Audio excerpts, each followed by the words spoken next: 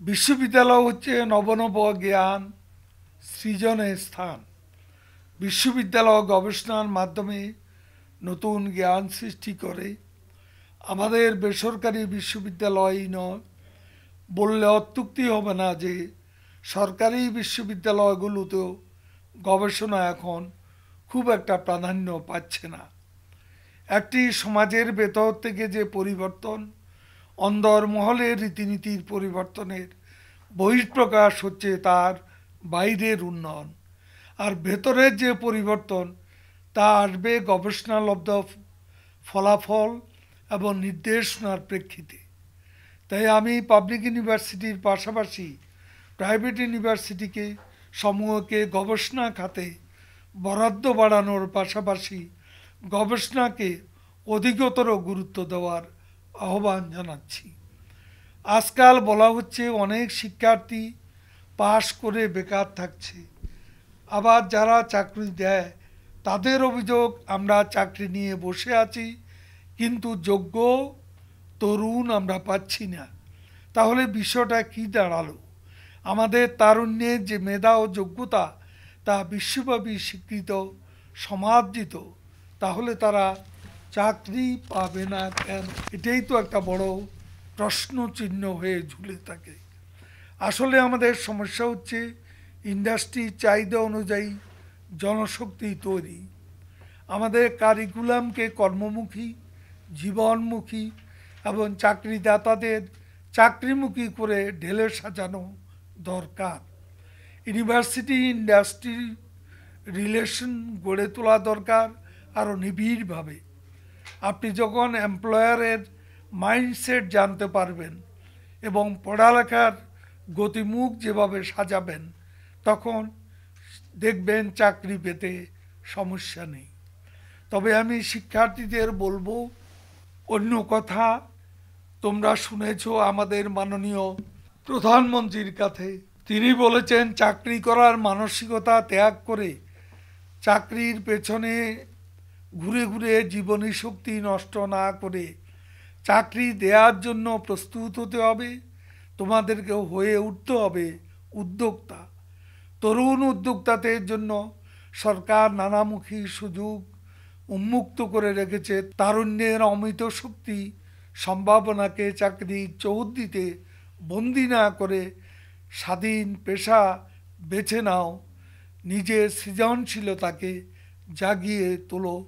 Digital বাংলাদেশের এই বাণী অমীয় বাণী নিয়ে আজকে নিরলস কাজ করে যাচ্ছেন ডিজিটাল বাংলাদেশের স্থপতি, আমাদের নেত্রীর তথ্য প্রযুক্তি উপদেষ্টা সজীব ওয়াজেদ জয়। বাংলাদেশে আজ তার নেতৃত্বে আইসিটিতে একটা নীরব বিপ্লব সংগঠিত হয়ে যাচ্ছে।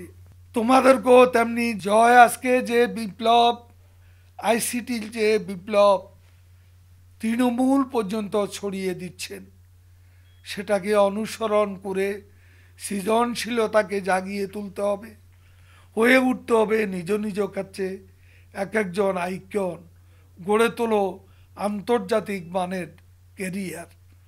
তোমরাই আগামী দিনের বাংলাদেশ, তোমরাই বাস্তবায়ন করবে স্বাধীনতার স্বপ্ন। তোমাদের হাত ধরেই অঙ্কিত হবে সমৃদ্ধ বাংলাদেশ বিনির্মাণের পথ নকশা। তোমরা নিজেরা নিজেদের সাথে চ্যালেঞ্জ করো, নিজেকে নিজে অতিক্রম করে যাও। মনে রাখবে চলার পথে নানান বাধা আসবে, গতি হারাবে, ছড়ে, হয়তো সাময়িক ছন্দপতন হবে, কিন্তু থেমে থাকা যাবে না। জীবন কখনো থেমে থাকবে না, এগিয়ে যেতে হবে। জীবন মানে একটা যুদ্ধ। যে জীবন চ্যালেঞ্জ নেই সেটা জীবন নয়। জীবনকে ভালোবাসলে জীবনের চ্যালেঞ্জকে অতিক্রম করতে হবে, অসম্ভবকে সম্ভব করার জন্য আজকে অবিরাম সংগ্রাম করে যেতে হবে। যে নদীতে ঢেউ নেই সেটা নদী নয়, যে সাগরে তরঙ্গমালা নেই সেটা সাগর কিসের, যে আকাশে গর্জন নেই সেটা আকাশ নয়। জীবন সুনীল আকাশের মতো নয়, স্থির নদীর মতো নয়, গর্জনের আরেক রূপ জীবন। তাই বলবো, তোমরা কখনো জীবনের চ্যালেঞ্জ অতিক্রমে থেমে থাকবে না। গড়ে তোলো নিজেদের জন্য, পরিবারের জন্য, সমাজের জন্য, দেশের জন্য। বঙ্গবন্ধু আমাদের একটি দেশ এনে দিয়েছেন, এ দেশকে সাজানোর দায়িত্ব তোমাদের। আমাদের দিন শেষ হয়ে এসছে, এখন তোমাদের দায়িত্ব নেওয়ার সময় এসে গেছে। একজন শেখ হাসিনার কথা বলি, তিনি শুধু প্রধানমন্ত্রী নন, তিনি দেশকে এগিয়ে নিয়ে যাচ্ছেন অদম্য প্রাণশক্তি দিয়ে। দিন রাত পরিশ্রম করছেন, বিনা যুদ্ধে জয় করেছেন আরেক বাংলাদেশের সমান সুনীল সমুদ্র সীমা। সম্ভাবনার দ্বার উন্মুক্ত করেছেন ব্লু ইকোনমির। তিনি আমাদের স্বপ্নকে আকাশের সীমানা ছাড়িয়ে বঙ্গবন্ধু স্যাটেলাইটে ভর করে পৌঁছে দিয়েছেন মহাকাশে। বিশ্বব্যাংকের অপবাদের বিপরীতে নিজস্ব অর্থায়নে পদ্মা সেতুর মতো বিশাল প্রকল্প আজকে যার উদ্যোগে, যার সাহসী প্রয়াসের সোনালী ফসল হিসাবে আমরা পেতে যাচ্ছি সেই 6.015 কিলোমিটারের পদ্মা সেতু। এক সময়ে তলাবিহীন ঝুড়ির বাংলাদেশ আজ বিশ্বের বিস্ময়। মাছে ভাতে বাঙালির পরিচয় আবার বিশ্ব মাঝে তুলে ধরেছেন শেখ হাসিনা তার দক্ষ নেতৃত্বে। বাংলাদেশ আজ ইলিশ উৎপাদনে বিশ্বে প্রথম, পাট রপ্তানিতে প্রথম, তৈরি পোশাক রপ্তানিতে দ্বিতীয়, চাল উৎপাদনে চতুর্থ। ক্ষুধা দারিদ্র্যপীড়িত বাংলাদেশ আর শেখ হাসিনার নেতৃত্বে বিশ্বের সবজি উৎপাদনে চতুর্থ, জনশক্তি রপ্তানিতে অষ্টম।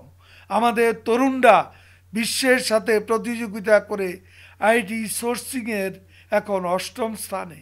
বিশ্ব ক্রিকেটে বাংলাদেশের টাইগারদের গর্জনের কথা নাই বা বললাম।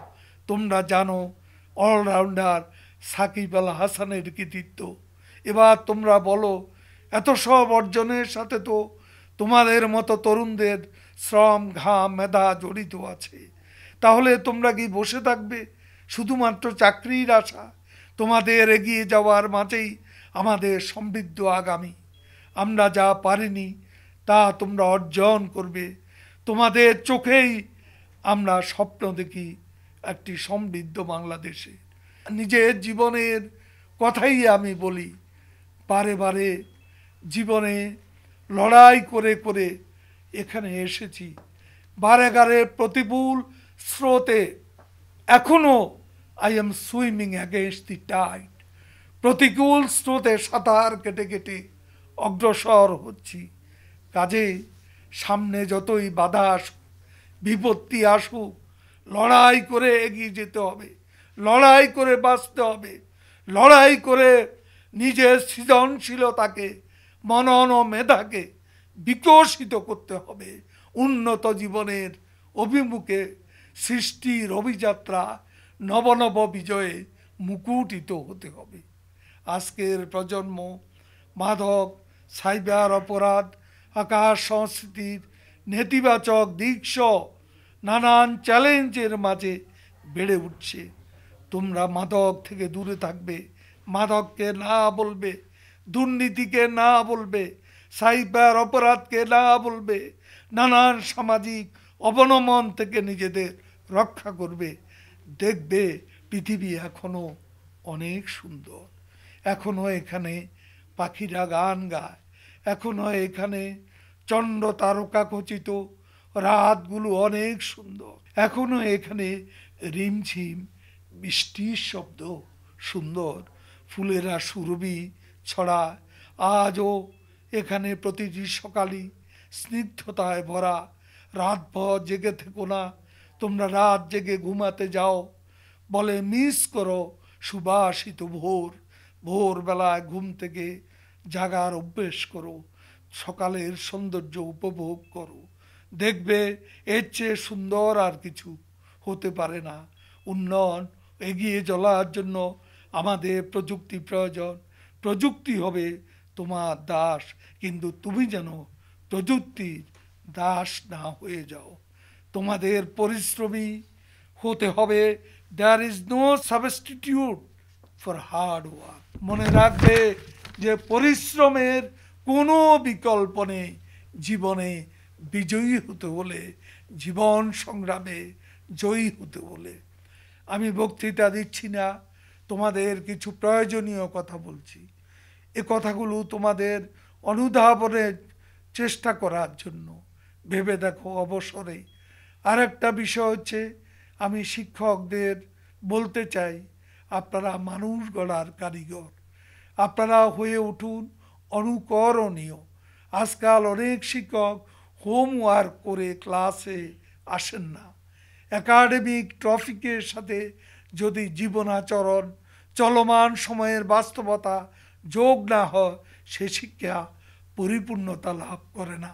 শিখন কৌশলকে করতে হবে আকর্ষণীয় এবং সৃজনশীল।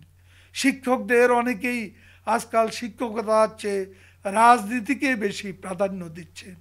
এটি মোটেও আপনাদের কাছে প্রত্যাশিত নয়, কারণ আপনারা মানুষ গড়ার কারিগর হিসাবেই আমরা দেখি, আদর্শ শিক্ষক হিসাবে আপনাদের দেখতে চাই। করোনা মহামারী বিশ্বকে থমকে দিয়েছে। এর নেতিবাচক প্রভাব পড়েছে শিক্ষা প্রতিষ্ঠানে। প্রতিষ্ঠানসমূহ এখন বন্ধ রয়েছে। এ বিষয়টি শেখ হাসিনা সরকার সার্বক্ষণিক মনিটরিংয়ে রেখেছেন। করোনা নতুন ধরনের সংক্রমণ এবং এর গতি প্রকৃতি বিবেচনা করে বিশেষজ্ঞদের মতামত নিয়ে সরকার শীঘ্রই একটা সিদ্ধান্ত নেওয়ার কথা ভাবছে। শিক্ষক, শিক্ষার্থী, অভিভাবকদের উদ্বেগের বিষয়টি বিবেচনায় রেখে সকলের জন্য নিরাপদ একটি পরিবেশ বিবেচনা নিয়ে দেশরত্ন শেখ হাসিনা সময় মতো সিদ্ধান্তটি আপনাদের জানাবেন। একটু অপেক্ষা করুন, একটু ধৈর্য ধরুন। সে পর্যন্ত আমি সকলকে ধৈর্য ধরে অপেক্ষার পাশাপাশি প্রতিরোধ ব্যবস্থা হিসাবে কঠোরভাবে স্বাস্থ্যবিধি মেনে চলার আহ্বান জানাচ্ছি। রজত জয়ন্তীর শুভক্ষণে এসে এশিয়ান ইউনিভার্সিটি অব বাংলাদেশ অতীতের অর্জনের ধারাবাহিকতায় সোনালী আগামীর দিকে এগিয়ে যাক। আমি একাডেমিক বিষয়াদি যারা দেখছেন তাদের প্রতি অনুরোধ জানাবো, কারিকুলাম, সমাজ এবং জীবন ঘনিষ্ঠ বিষয়াদি যোগ করুন।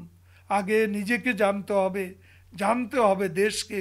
প্রতিটি ক্ষেত্রে দেশে কৃষ্টি, সংস্কৃতি, মূল্যবোধ, মহান মুক্তিযুদ্ধ, জাতির অর্জন, উত্তরণের চ্যালেঞ্জগুলো নিয়ে শিক্ষার্থীদের ভাবতে দিন, সম্পৃক্ত করুন, ভাবনার মূলে অঙ্কুরিত করুন দেশপ্রেম। তাই সফলতা পারে প্রাইভেট ইউনিভার্সিটি স্থাপনে সরকারের উদার নীতির স্বপ্ন উদ্দেশ্যকে সফল করতে।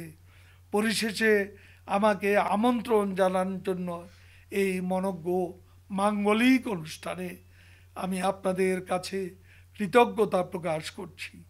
করোনা মহামারী আমাদের পৃথিবীকে বদলে দিয়েছে। জীবন আমরা এখনও ভাবতে পারি life will not be the same again. থমকে দিয়েছে জীবনের চিরচেনা রূপ। না হয় এমন অনুষ্ঠানে সশরীরে উপস্থিত হতে পারলে আমার কাছে ভালো লাগতো। আমি সকলকে আবারও শুভেচ্ছা জানিয়ে শেখ হাসিনার নেতৃত্বে সমৃদ্ধ আগামী নির্মাণে চলমান যাত্রা সকলকে নিজ নিজ অবস্থান থেকে ভূমিকা রাখার আহ্বান জানিয়ে শেষ করছি। ধন্যবাদ। জয় বাংলা, জয় বঙ্গবন্ধু, বাংলাদেশ চিরজীবী হোক।